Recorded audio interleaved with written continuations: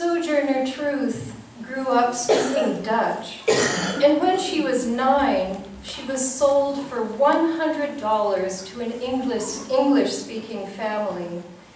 When she couldn't follow instructions in English, she was beaten with rods that had been heated in the fire until her back was lacerated and bleeding. In her whole life, when she heard of a slave being whipped, she remembered in her body her own experience of violence, and she said, "When I hear 'em tell of whipping women on the bare flesh, it makes my flesh crawl and my very hair rise on my head. Oh God, what a way is this of treating human beings." Later, when she fell in love with a slave in a different household, he was beaten almost to death in front of her. When he went against his master's orders and tried to meet her, her son Peter was taken from her, and she won him back.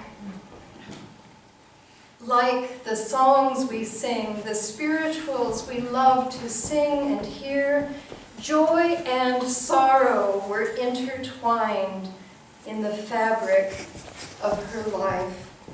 And within those songs, as within her life, was a deep longing for the holy. She found an anchor for the shifting uncertainty of her life in a holy presence that held her and gave her the strength and confidence she needed to walk out of slavery, to stomp out of slavery, and dedicate her life to preaching her truth about God and about the evils of slavery. Her presence in the pulpit embodied freedom. In 1852, she walked into the meeting house in Akron at the Ohio Women's Rights Convention. The other men and women, all white, had already taken their seats. And as she stood at the back of the church and looked out over them, looking for a chair, as I have seen people in the back of this sanctuary looking for chairs, and there weren't any but up in the front row, as often happens. So she took a moment, and then she strode up to the front of the church. But she didn't sit on the front row. She sat on a step, like the step in front of me. She sat on one of the steps leading up to the pulpit. Some people were surely sighing, "Oh no," and thinking, "Ugh, she's going to ruin it." You see, this was an annual convention on women's rights. The speakers wanted to talk about whether women deserved to have the same rights as men, and they were guessing that she wanted to talk about abolition. Frances Gage, a woman, presided over the meeting, and one after another the speakers came up to talk, and during the break they gathered around Frances and they said, "Keep that Sojourner Truth from speaking." But Gage refused to promise, and Sojourner Truth kept her seat through the whole first day she sat on that step. And the whole of the next morning, she listened to clergymen speak about how men were entitled to the superior rights and privileges, and that women had a lower status than men because of the original sin committed by Eve in the Garden of Eden, and that the inherent inferiority of men was proven by their need to have men hold doors open for them. Sounds like what we heard over the Equal Rights Amendment not that long ago. Women did not deserve the same rights as women did not deserve the same rights as men because they were so much weaker. After the last minister spoke, Sojourner Truth stood up and walked up to the lectern. "Don't let her speak," a group of men cried to the moderator. Frances Gage hesitated for a moment. And then she introduced Sojourner Truth to that group.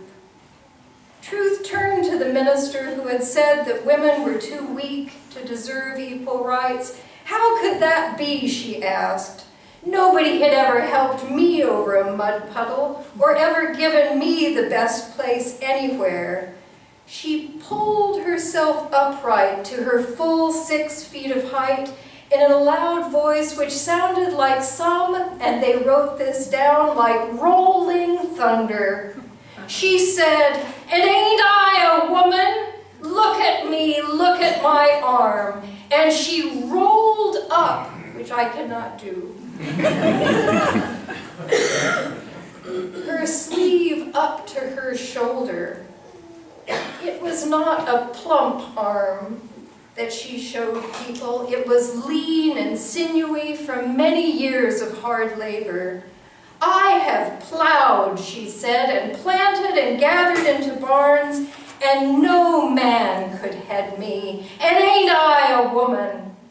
She declared that she had worked as hard as any man, and that she could eat as much as any man, although many times she had gone hungry.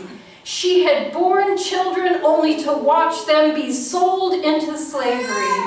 And when she missed them and cried, she said, "No one but Jesus heard my sobs." Sojourner Truth brought a living truth to the pulpit, both of what it meant to be a slave and what it meant to be a woman. By the end of her talk, the room erupted into applause. Her words had cracked open hearts and transformed the stereotype of who was a woman. The truth of her story led the way to freedom. Do you sometimes long for freedom?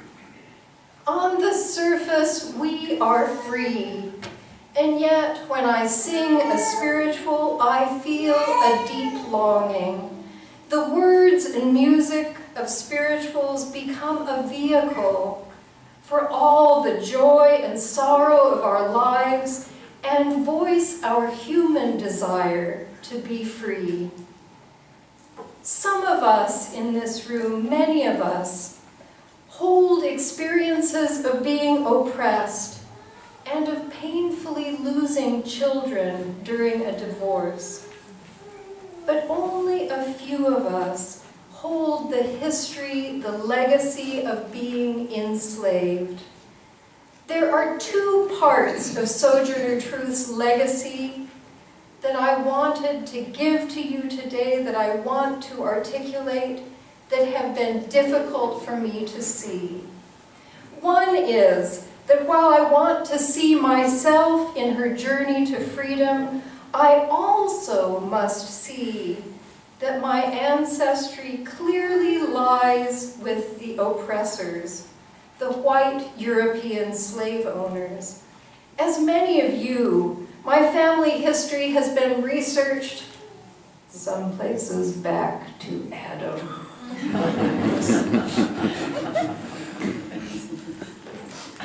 Don't tell anyone. And at around 1740 on my father's side, the Willis line disappears into North Carolina and Tennessee. Were they slave owners? I don't have any evidence of this, but Willis is the 105th most common name for African Americans. and my grandmother's last name, Porter, is the 106th most common name.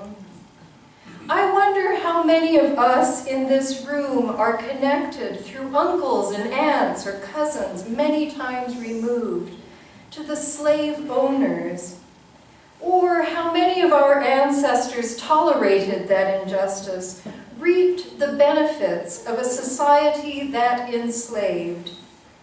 Do singing spirituals unleash the longing in our hearts to be free from racism?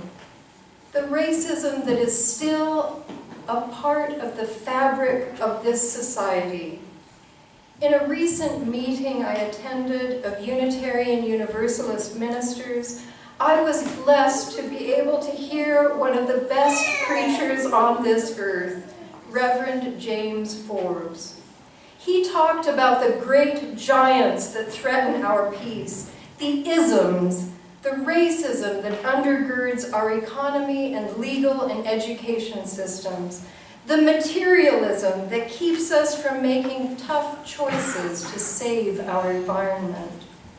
Over and over again, we have opted for a robust economy over clean air.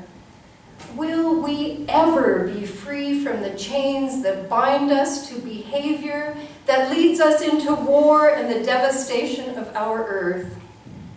Most days, I must admit, that true change feels impossible. And then I think of Sojourner Truth and how she kept the vision in the midst of all the impossibility around her. And now we come to the second part of her life that made my brow furrow and wonder how I could articulate this to you. Sojourner Truth's legacy is a legacy of prayer. When Sojourner Truth encountered impossibility, she prayed. Her prayers, that connection with the holy, with a higher power, helped her to gain and keep a vision of the possibilities of life beyond slavery.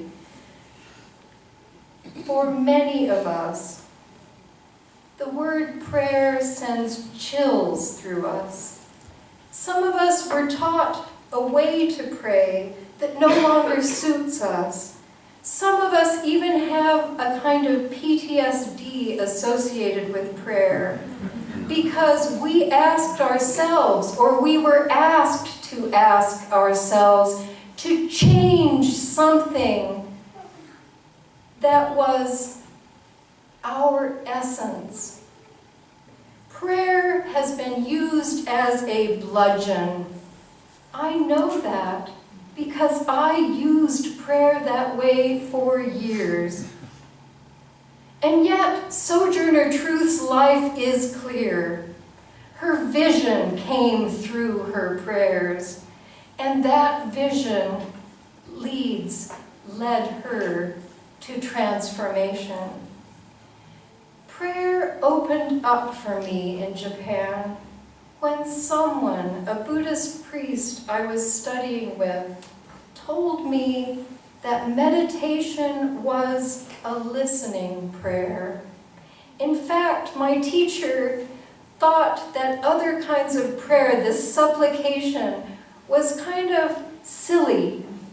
That this asking for things was like, well, she wouldn't have used these words, but like God was Santa Claus.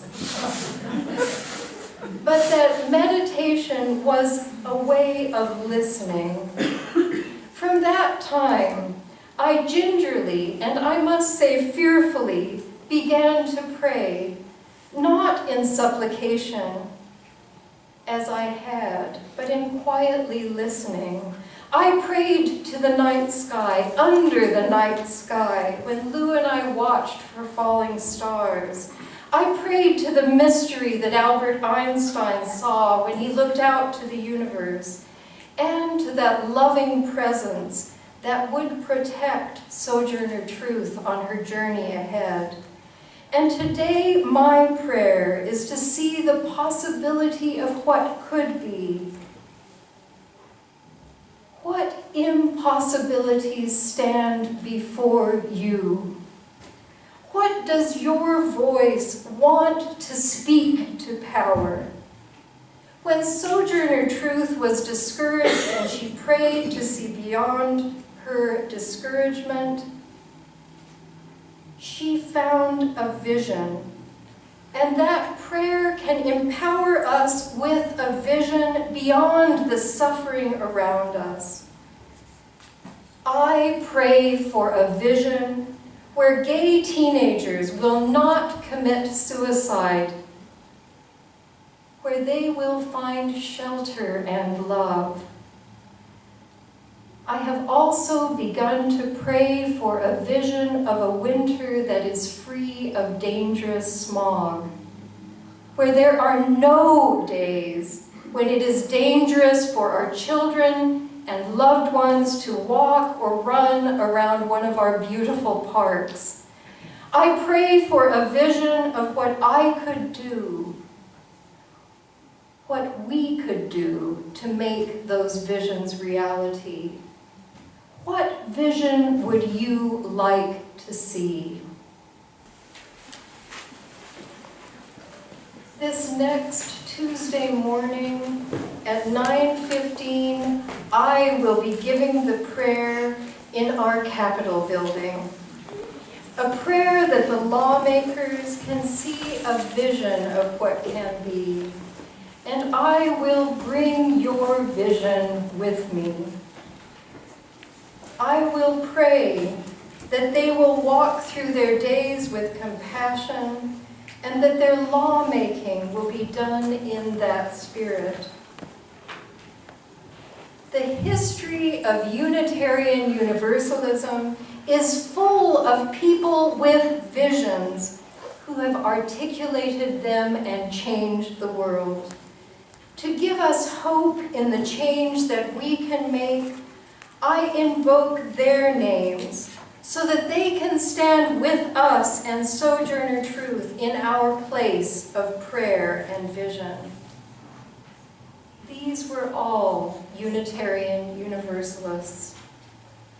George Washington, John Adams, John Quincy Adams, Thomas Jefferson, Paul Revere, Adlai Stevenson, William Howard Taft, Dorothea Dix, who drastically improved the situation of the mentally ill, Henry Bergh, creator of the Society for the Prevention of Cruelty to Animals, Clara Barton, founded the American Red Cross, Susan B. Anthony worked for women's right to vote. Elizabeth Cady Stanton worked for women's rights. James Reeb died in Alabama, and his death was the catalyst for passing the 1965 Voting Rights Act. Roger Baldwin, founder of the American Civil Liberties Union.